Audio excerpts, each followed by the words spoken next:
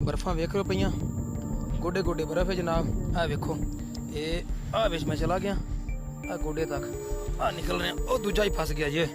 दोस्त थे वो जा रहे थे पाकिस्तान से तुर्की में। वो जब माको के टाप पर पहुंचे हैं तो उस बेचारे के पाँव उतर गए थे बर्फ़ की वजह से, उसके पाँव पिघल गए थे और उसके साथ जो दूसरा था वो बेचारा वहीं पे मर गया था। 21 साला अली विर्क का ताल्लुक हाफिजाबाद के एक नवाही गांव से है। 4 साल पहले अली और उनके दोस्तों ने एक एजेंट के मशवरे पर अपने मुआशी हालात बेहतर करने के लिए यूरोप जाने का फैसला किया था। अली और उनके दोस्तों को एक गाड़ी की डिग्गी में बंद करके कोयटा से पंजगुर और फिर खुफिया रास्तों से गुजरते हुए गैर कानूनी तरीके से ईरान मुंतकिल किया गया।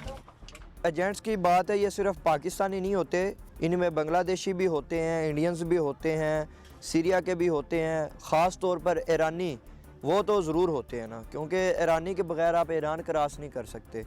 तो सिर्फ पाकिस्तानी नहीं है, सब मुल्कों के एजेंट्स मिलकर एक उनका एक ग्रुप होता है, उनकी एक चेन बनी हुई होती है और वो उनके अपने रूट्स होते हैं, उनकी अपने अपने रास्ते होते हैं, खुफिया रास्ते होते हैं जिनका किसी को पता ही नहीं है। जहाँ पे कोई परिंदा नहीं होता वहाँ से वो आपको गुजार कर ले जाते हैं। अली कहते हैं कि ईरान से तुर्की जाते हुए उन्हें रास्ते में बहुत सी मुश्किलात का सामना करना पड़ा। उन्हें कई दिनों तक भूखे और प्यासे पैदल चलना पड़ता था। पता नहीं कहाँ तक पहाड़ ही पहाड़। बड़े लोग यहाँ पे दम तोड़ जाते हैं, हिम्मत हार जाते हैं, यहीं पे बेचारे बैठ जाते हैं।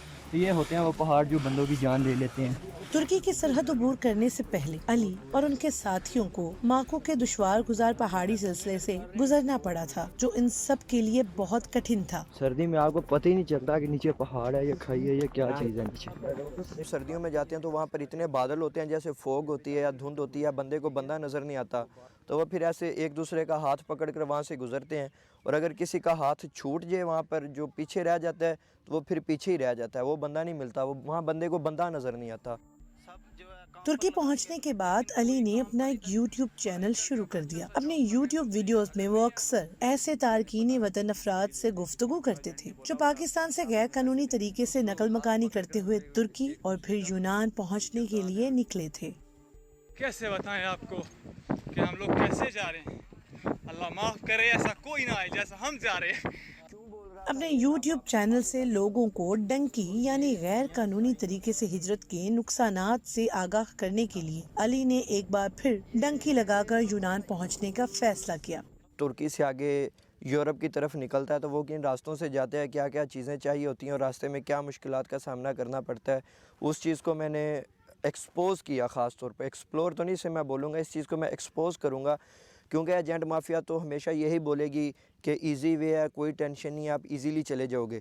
लेकिन जब मैं वहाँ जाकर उस चीज़ को दिखाना, ये बड़ी, मैं समझता हूँ कि मेरे लिए बड़ी हिम्मत वाली बात है कि मैं इतने लोगों का सामना करता हूँ और इतने लोगों की थ्रेट्स हैं उनको बर्दाश्त करता हूँ, उनको इग्नोर करता हूँ। ये 2 गाड़ियाँ उनकी ग्रीस की आर्मी खड़ी हुई है। यूनान की सरहद पर बनाई गई कुछ वीडियोस में अली ने बॉर्डर सिक्योरिटी फोर्सेस की नकलो हरकत को भी दिखाया था। ये अब हमें भी देखेंगे कि हम लोग यहाँ पर छुप के बैठे हुए हैं।